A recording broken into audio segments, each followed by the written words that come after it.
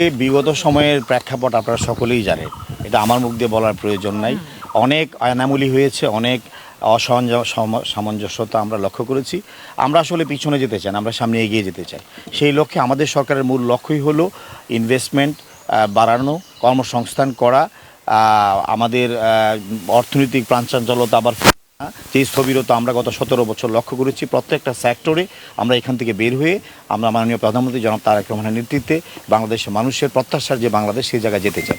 এই কারণে সবচেয়ে বড় হলো আমাদের এই যে ইন্ডাস্ট্রিগুলো, শিল্পায়নের যে জায়গাগুলো আছে সেগুলো বন্ধগুলো চালু করা, সংস্থান তৈরি করা এবং ইনভেস্টমেন্ট বাড়ানো।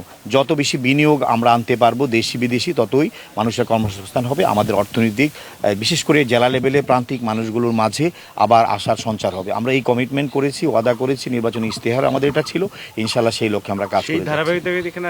সেই ধারাবাহিকতা আমরা এখানে এসেছি এবং আমরা গতকালকে রাজশাহীতে আমরা কয়েকটা প্রজেক্ট ভিজিট করেছি, আর দিনাজপুরে আমরা কাজ করেছি, আজকে নীলফামারীতে। পর্যায়ক্রমে সারা বাংলাদেশে বন্ধ মিলগুলো, বিশেষ করে পাট এবং বস্ত্র মন্ত্রণালয়ের অধীনস্থ টেক্সটাইল এবং জুট মিলগুলো আমরা পরিদর্শন করছি। পর্যায়ক্রমে দেশি বিদেশি বিনিয়োগকারী এনে আমরা এই ইন্ডাস্ট্রিগুলো চালু করার জন্য প্রক্রিয়া শুরু করেছি ইনশাআল্লাহ।